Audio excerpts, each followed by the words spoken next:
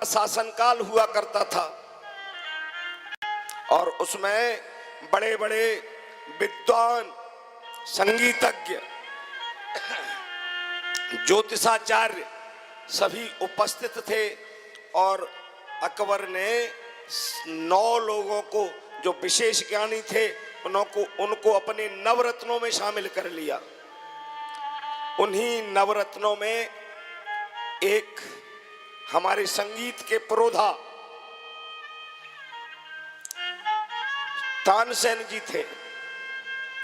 तानसेन जी जन्म से ब्राह्मण थे, उनका नाम तनसुक था, परंतु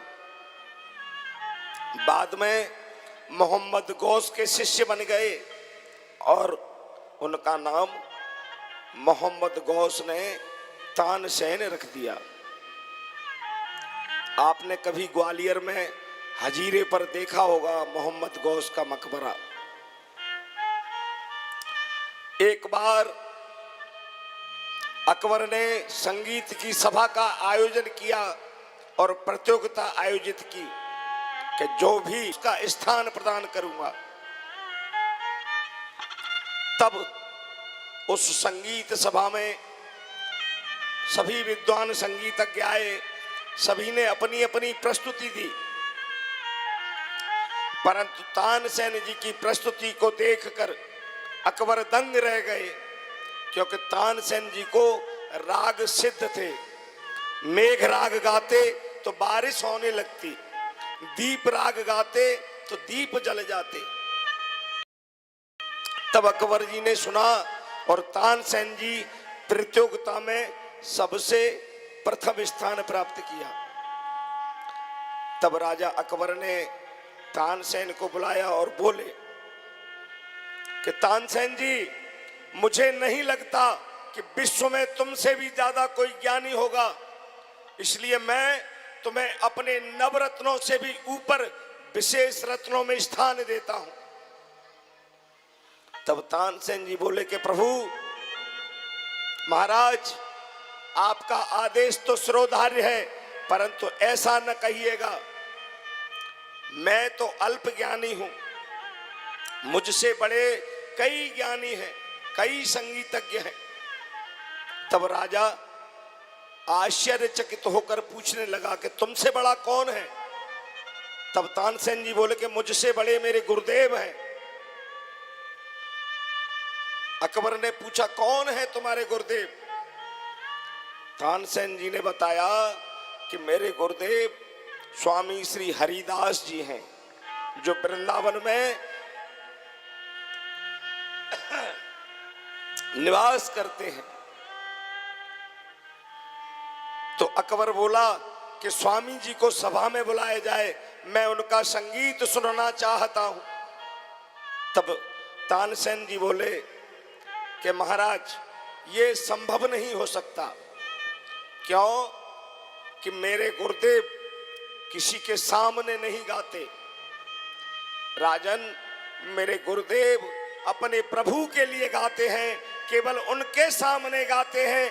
उनके अलावा आज तक उन्होंने किसी के सामने अपनी संगीत की प्रस्तुति नहीं दी।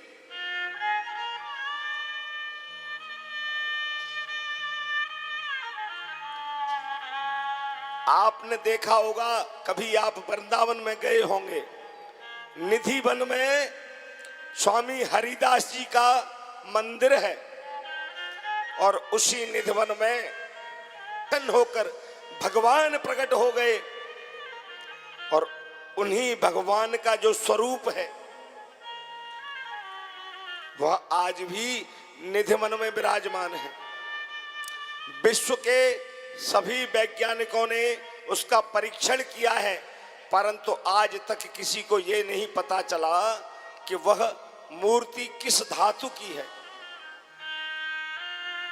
और जब ये बात अकबर ने सुनी, अकबर की उत्सुकता और बढ़ गई और बोला, तानसेन जी, अब तो मैं संगीत आपके गुरु का अवश्य सुनूंगा, कैसे संभव होगा?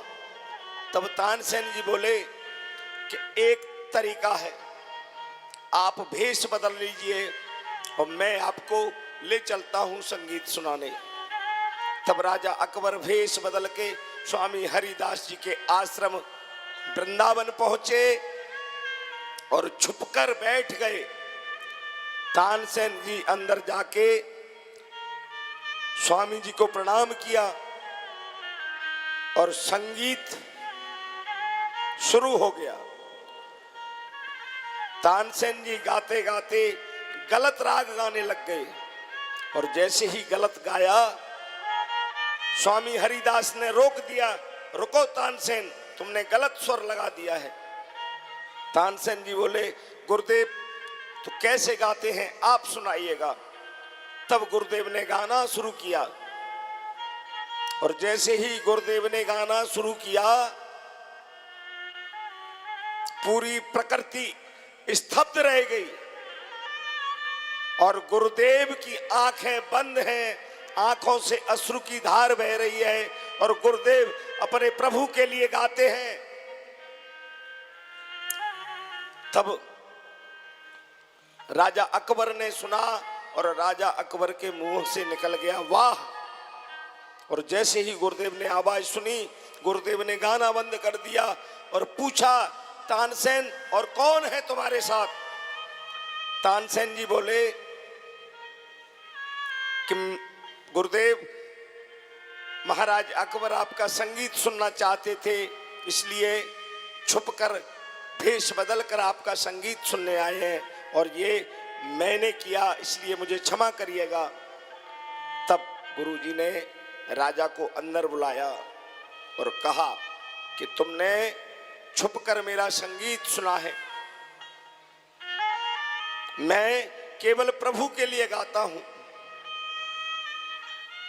तब राजा ने चरण पकड़ लिए और बोला कि गुरुदेव क्षमा करिएगा, परंतु मैं आपके संगीत के सुने बिना रह नहीं सका और अब मैं धन्य हो गया।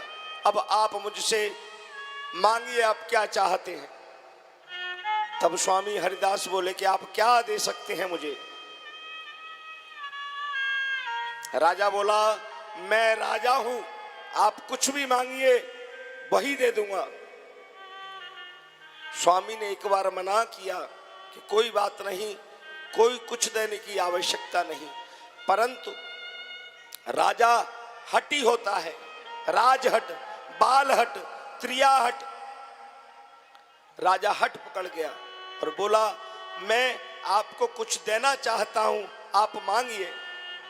तब स्वामी हरिदास जी ने समझ लिया कि राजा को अहंकार हो गया राजा होने का, और उन्होंने अंदर जाकर अपने ठाकुर जी का आसन लाए और आसन के पैर का एक कोना टूटा हुआ है और राजा से कहा कि यदि तुम देना चाहते हो तो इस आसन के इस पैर के कोना जो टूट गया है उसको बनवा दीजिए, मेरी दक्षिणा हो जाएगी। राजा अहंकार के वशीभूत होकर बोला कि गुरुदेव, स्वामी जी, मैं कोई ऐसा वैसा आदमी नहीं, मैं राजा हूं और आप मुझे इतना छोटा काम बता रहे हैं। ये काम किसी छोटे व्यक्ति का है, मुझे बड़ा काम बताइएगा। तब स्वामी बोले कि मेरे पास और कोई काम नहीं है, यदि तुम करना चाहते हो तो इसी को बनवा दो, मैं समझ जाऊंगा कि तुम राजा हो। तब राजा उस आसन को लेकर अपने महल में पहुंचा और मंत्री को आसन दिया, कहा कि इसको बाजार में ले जाकर सही करवाओ। जब मंत्री जी उस आसन को लेकर बाजार में गए तो पहले पीतल वाले के यहां गए और बताया कि आसन सही हो जाएगा, तो मना कर दिया और बोला कि इस आसन को केवल स्वर्णकार सही कर सकता है। तब मंत्री स्वर्णकार के पास पहुंचे और कहा कि इस आसन का पैर का कोना टूट गया है, क्या आप इसे सही कर सकते हैं? तब स्वर्णकार ने देखा, परखा और कहा कि इस आसन में जो धातु है उस धातु को मैं पहचान नहीं पा रहा, इसलिए मैं इसे सही नहीं कर सकता, परंतु आपको एक सलाह देता हूं। कि जो पारखी होता है, हीरे की परख जौहरी करता है, इसलिए आप इसे जौहरी के पास ले जाइएगा, वो इसकी परख करेगा और फिर धातु का पता चलेगा, तब इस आसन का बन पाना संभव होगा। और मंत्री उस आसन को लेकर जौहरी के पास गया। जौहरी ने जैसे ही आसन को परखा, जौहरी की आंख चढ़ गई और मुंह खुला का खुला रह गया। तब मंत्री बोला, क्या हुआ जौहरी जी? जौहरी बोले, तुम इस आसन को कहां से लाए हो? बोला, क्यों? तब जौहरी ने बताया कि इस आसन का जो पैर टूटा है, उसको बनवाने में जो धातु लगती है, वह धातु कहीं प्राप्त नहीं हो सकती।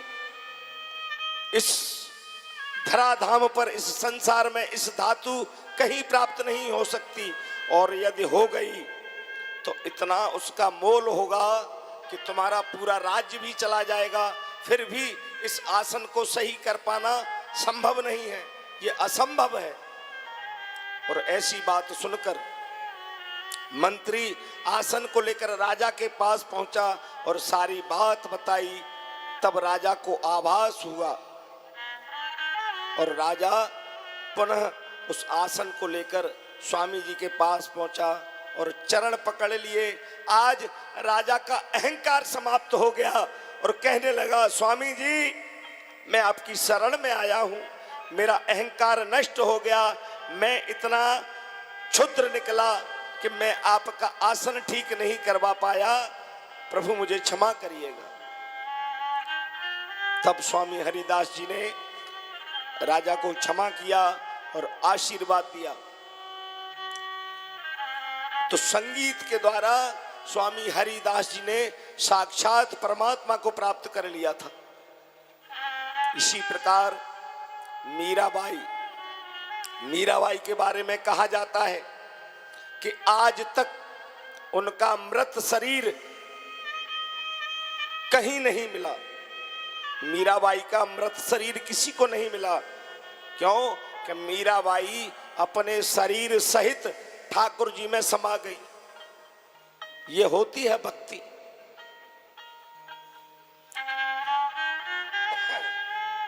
और संगीत के रागों के द्वारा हर बीमारी का इलाज करना संभव है। आजकल एक थेरेपी चलती है, उसे कहते हैं म्यूजिक थेरेपी। संगीत के द्वारा असाध्य रोगों का इलाज किया जाता है। और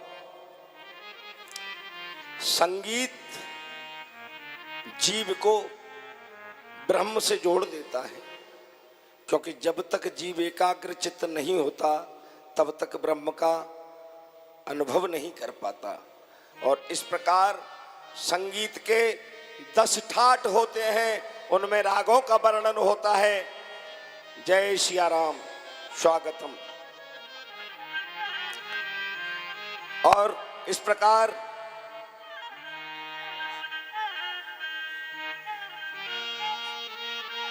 राग मालकोस,